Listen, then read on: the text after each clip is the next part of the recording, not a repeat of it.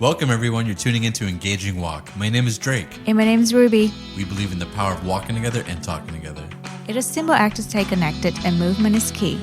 Woo woo! All right, so today we are doing a special edition, not edition, but edition. So we are pregnant. I'm pregnant. Rubie's pregnant. We're excited to announce this with you guys. You might. I don't know. I feel like none of the listeners have known. If anybody did, you have some really great detective powers. But yeah, we are. Well, more accurately, Rubie is pregnant, and she's 23 weeks pregnant today. So that's that's quite a milestone. Mm-hmm. And so we did our engaging walk this week in La Mesa with Boba. You might have seen some of her videos with us on this dog park that she really loves. And yeah, so it's in La Mesa, California. It's a beautiful dog park. It's got lots of sand though, so she gets really, really filthy. Yes, every single time. After we go to the dog park, so we have to It's wash not just her. sand, but saliva from other dogs too. Gosh. All right, yeah, so Rubie's pregnant, and we thought that we would just do a little bit of an update, let you guys know that in the future Engaging Walk episodes, after the baby's born, we are going to talk a little bit about, or more, not just about relationships, but also about parenting. Yeah. And our journey through that, because this will be our firstborn. And everything that we learn through the journey. So you have all the truth and the facts that we learn from it.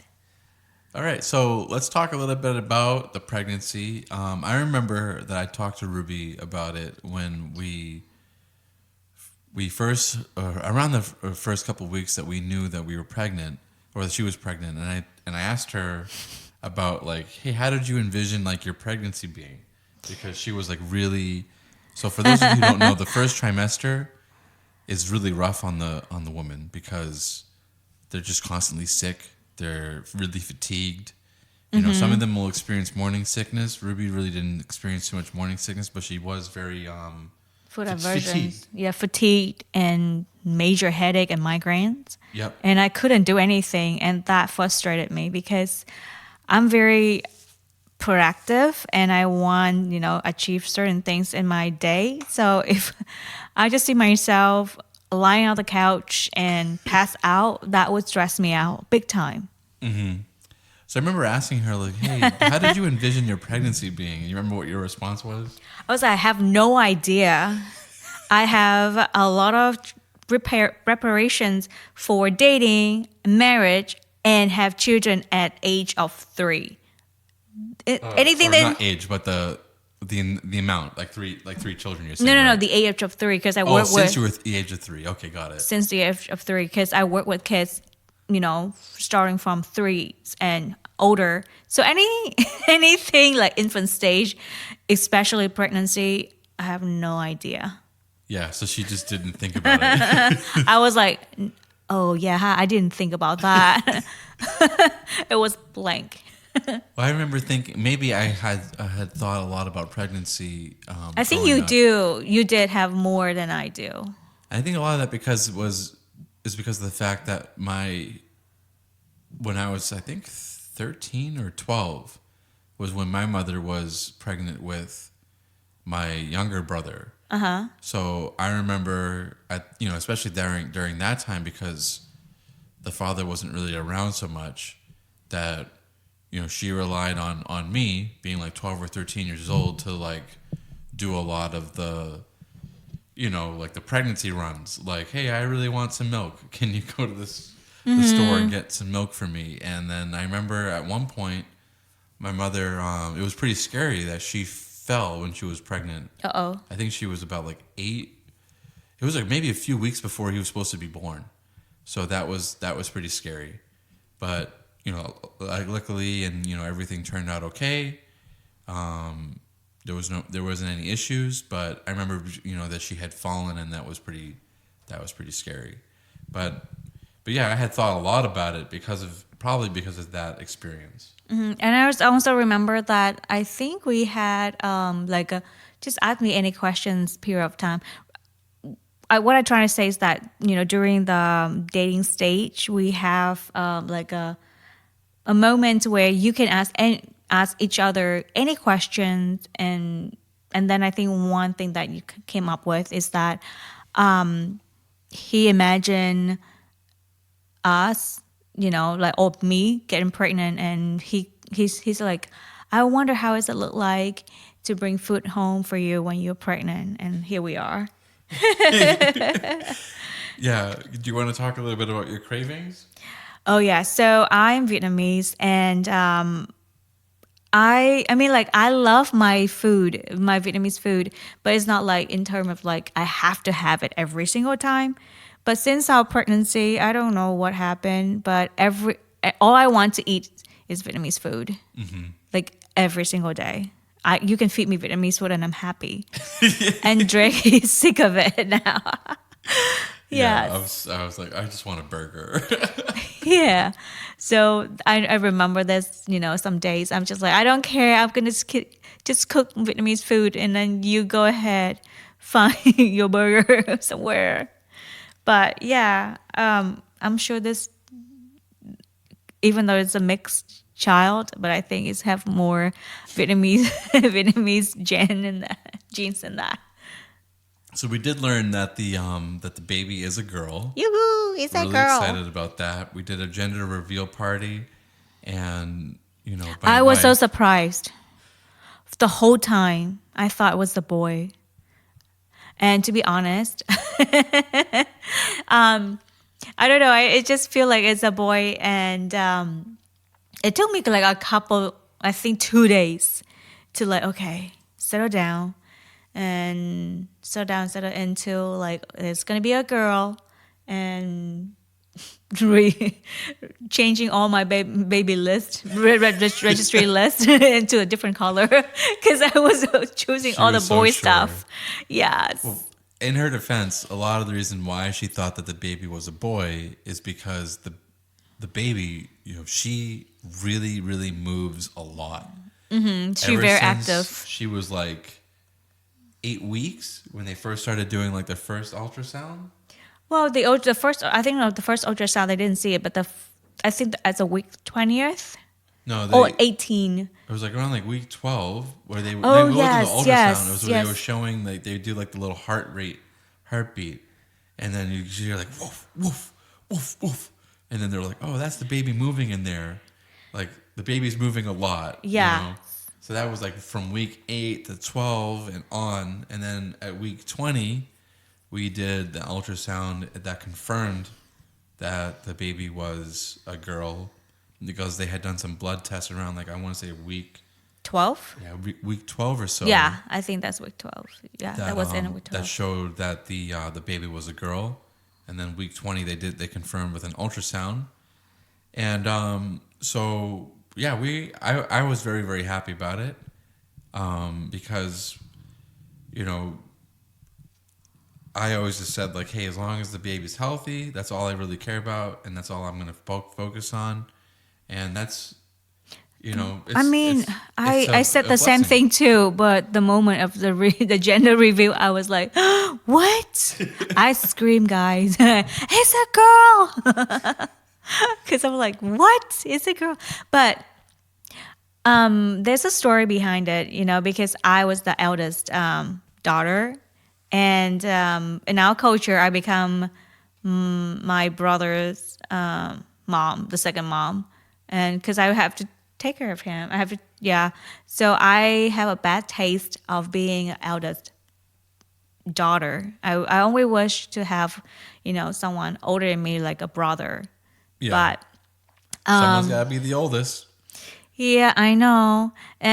But before we found out the gender, we talk about it. The fear, and the very reason that I don't want to be, the child to become the eldest daughter, which it is now, because I don't want that. But since we have a conversations, we agree on like, hey, whether it's a boy or a girl, that we don't put that child to become like a babysitter for Right. the younger ones, but but we teach the child to become a friend, a good brother, or a good sister to the young ones, then that should be fine. And I'm so glad that we had that conversation, because it just released my fear and released that the the bad experience when I had in the childhood. And so for me, from that moment forward, to be honest, whether a boy or a girl, that's fine as long as the baby's healthy, and we are healthy. But still, when the gender moment review, I did have like collect myself, feelings and thoughts like, okay, that's a girl. I didn't cry though. She cried later, but it was Well, something touching, else. not from the Yeah, disappointment. No, she was touched later on. Yeah. I think for my experience being the eldest was a little bit different, but very similar in certain respects, because I was also very relied upon to be like, hey, you got to watch your brother, you got to watch your sister, you got to help them with their homework, you got to do X, Y, and Z. Looking back on it, I wasn't really given like a lot of responsibilities, but in certain senses I was. But like I didn't really know how to cook. I knew how to make eggs and like cereal.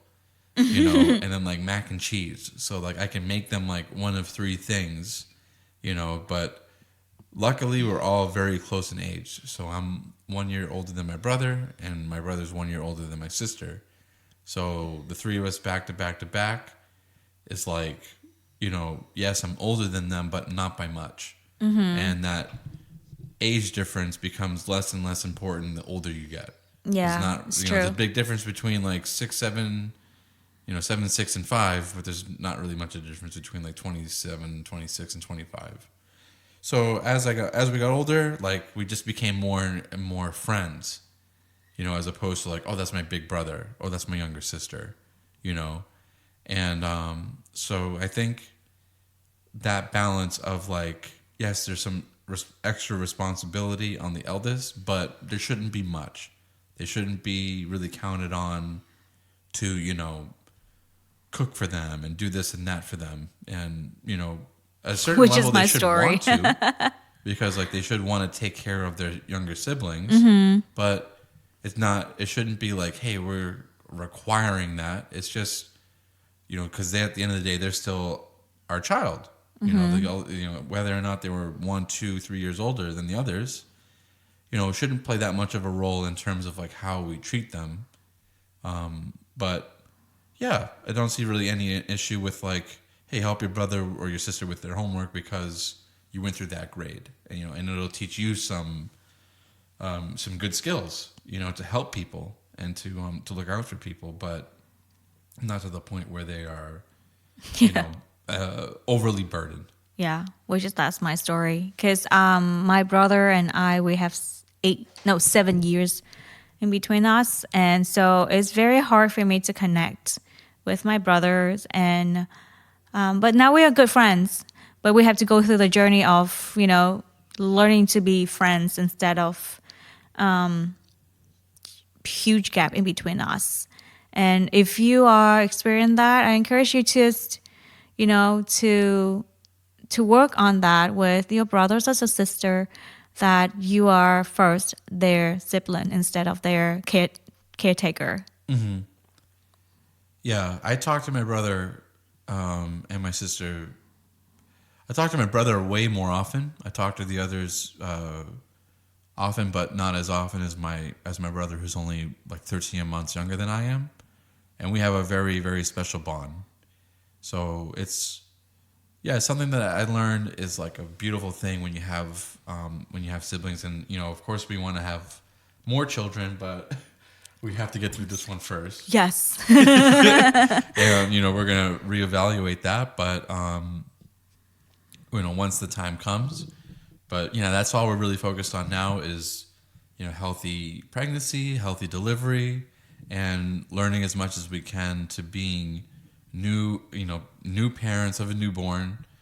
And it's a lot in and of itself. There's a lot of the times it makes me think of like, how did people do it in the past with limited information, learning from just what their parents and from what their grandparents and village people, the village fellow people in their village used to do, and like that's all the information that they could go off of. Yeah. Like what did people do back when the technology and like the medicine wasn't so up to par? Because we focus a lot on like making sure that Ruby's healthy, making sure that her diet is good, that she's eating well, and that alone is a struggle. It is, yeah.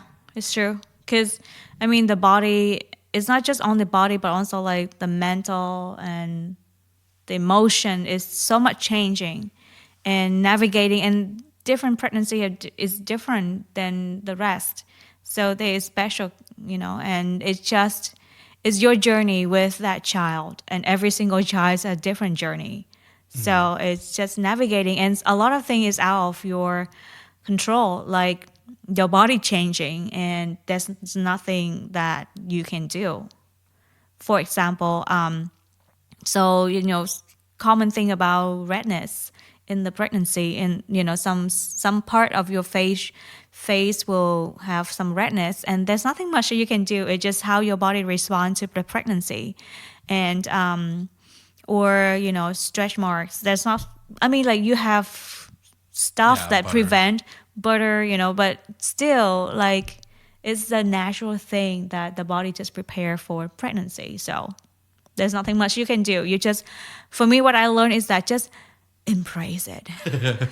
Just love the moment. Just enjoy the moment because it's gonna go fast, and just everything will be okay. Like I talk to my friend a lot, and or she just constantly mentions me like, you'll be okay. Just enjoy your pregnancy journey, and because one is past, you can look into that, and just give yourself a lot of grace and give yourself a lot of love, and it's very hard on yourself, but hey, it's okay. Take a rest if you need to. Take a break, and just love on yourself. Okay, Yeah. so with that, I have two questions.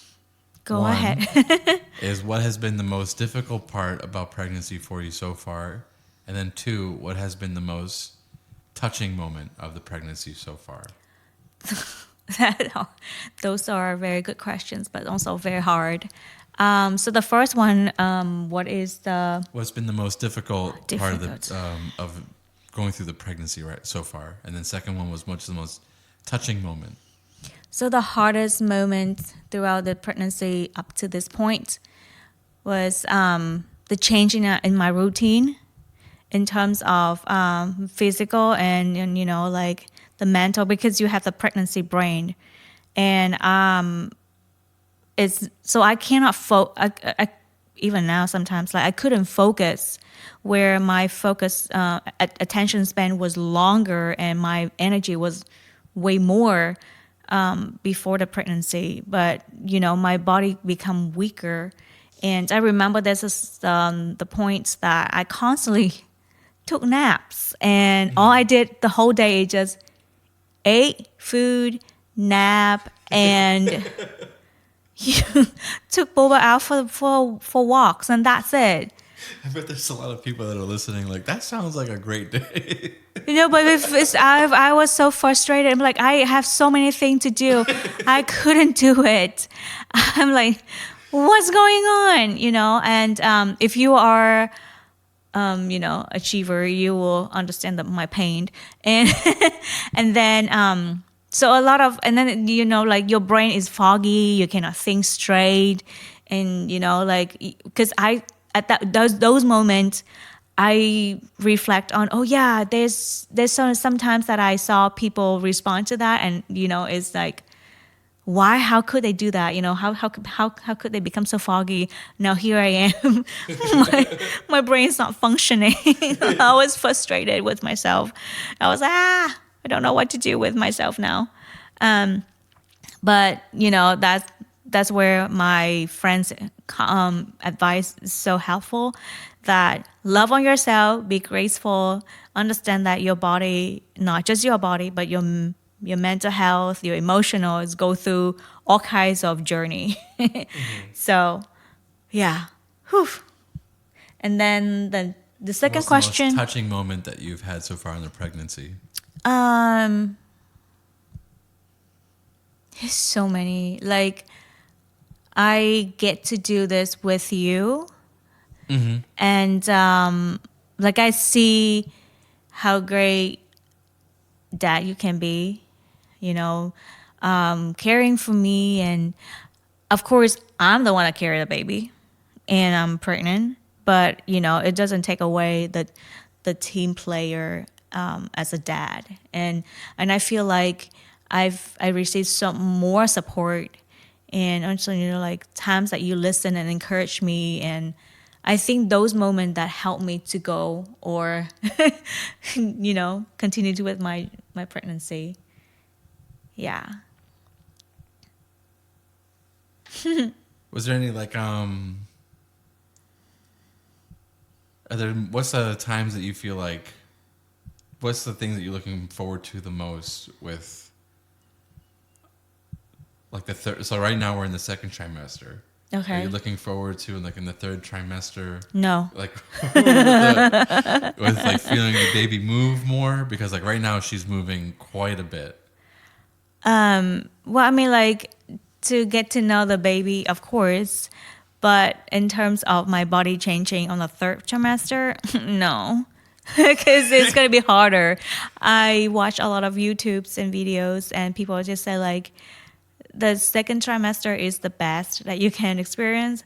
The first and the third, it just getting worse. I mean, not getting worse, like doesn't feel it very pleasant. So. Yeah.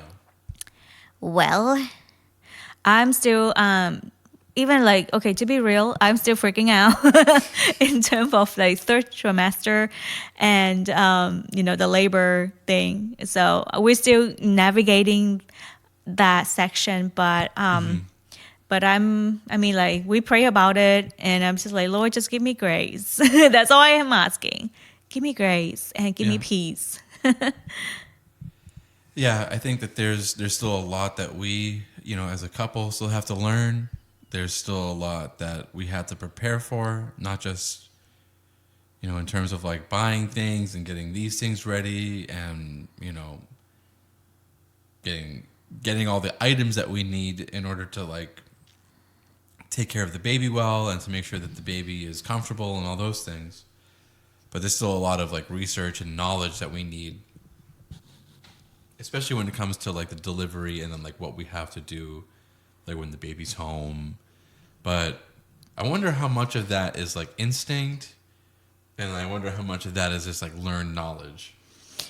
I think like you can never be ready to be a parent, and that's what I have seen people saying over and over again. Like, you can prepare theoretically, but then in a practical way, you still have to learn through that, because again, that child is very unique. That journey between you and that child is just very special. Of course, the more information, the more preparations you have, the better, or just like with Boba, like the reason that we can cope with her because we have docs prior than her, about her. Yeah, prior than we had her, before we had her. Yeah, so we have experience, we have understanding, and also we learn from those that docs whispers, and so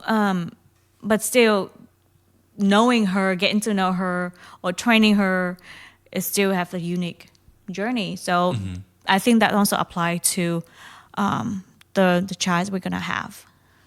Yeah, it's going to be a beautiful experience that we're really looking forward to. And, as we encounter new things, as we encounter the joys and the pains of parenting, we're going to share those experiences with you guys as well. And that will be in addition to Engaging Walk, which at this point is just mainly focusing around, romantic relationships. But the goal of romantic relationships is to have a family. Not everybody can have a family, and not everybody wants to have a family. Some married couples have different goals. You mean children? Because families start Right. with Yeah, with children. the couple. Yeah, some families can have children. Some of them don't want to have children. Some of them have different goals. There's lots of families that the mom and the dad without children, just the husband and the wife, have their own mission without children, and they never have children, and that's fine. But for a lot of people, or maybe most, somewhere around there, at least for some, the goal is for those families to have children. And yeah, we're going to share those experiences with you guys in the most discreet and tasteful way, but also with like learning lessons and again, sharing and evaluating those the pains and the triumphs and the lessons learned, all those things, all those joys of parenting that we're going to share with you guys as we learn and as we go through all these experiences together. Yeah, and well, I mean, just to wrap up, that I think having a child is a gift, is a blessing, and it's gonna be worth it to grow up with that child. Yeah. Yeah. Absolutely. And I look forward to it every day, getting to know her, thinking about conversations that we'll have in the future, and, guiding her through life and getting to know what type of person she is and exposing her to new things and thinking about like, things that I'd like for her to be exposed to and gain these interests, and I'm always wondering like what's going to be her favorite subject in school? How are we going to do schooling? Yeah. What type of learner is she going to be? Yeah. What kind of music is she going to be into? And, is she going to be active? What types of sports? I think she's going to be active because she jumps around in there, but I wonder what kind of athlete she will be. All those things. I think it's a great experience. So, so far with even just having the baby in the womb. So imagine how, wonderful it's going to be when, a new person is brought into this world and we get to explore so much together. Yeah, and I also look forward to seeing myself as a mom or, Drake as a dad, because, I always wonder when I was single that I worked with children, I worked with, even toddlers, but I only work with them for 8 hours. I don't think I have the capacity as moms, like they endure, they love their kids no matter what. And I think as I become a mom, that become my experience, and it's no longer my imagination. Yeah. And it's something that, it's only happened to you when you go through it, And you hear a lot like, yeah, don't touch mama bear, don't touch their cups. And I think as a woman perspective, I would never understand that or know it, like know it, when you come up a mom. Yeah, it makes sense. That is a level unlocked. Yeah. Yes. Welcome to motherhood. Yes. So we look forward to sharing more and more with you guys as the pregnancy continues, and then also again once the baby's born and we can share those experiences of parenting. So yeah, that's a growth not just in our family but for the podcast as well. So. Oh yes, you guys will hear noises. So yeah, that's with so we're gonna be wrapping up today's episode, and thank you guys so much for tuning in. And so for this week's assignment, think about. This isn't really so much of an assignment as it isn't much of a thought experiment. And I think Rubie said something really profound when she said that the family is the husband and the wife. And any additions to that in terms of children, pets, you know, that is, that's a blessing. So we want to thank you guys for tuning in, and think about, in terms, you know, especially for that assignment. And in the spirit of a recent Thanksgiving, give thanks to your family, and, you know, be grateful for the family that you have, and think about the family that you want to have in the future. And if you want to have children, if you don't, then, you know, you have family as you stand. So that's a good perspective to have. So I want to thank you guys for tuning in. For next week, we're going to be talking more about this idea of holidays and stress, how you can manage it. So the next episode is going to be called Be Present in Managing Stress During the Holidays. We just finished up Thanksgiving, and we got Christmas coming up. So we'll be diving into that topic of managing stress during the holidays. It can be pretty stressful, especially when you have so many things going on. And the in-laws coming in, and all the schedule, work. Traveling. Yes. So we'll be talking about that, and we look forward to doing more episodes with you guys in all the weeks that follow. So thank you guys for tuning in to Engaging Walk. My name is Drake. And my name is Rubie. And we are tuning out. Bye.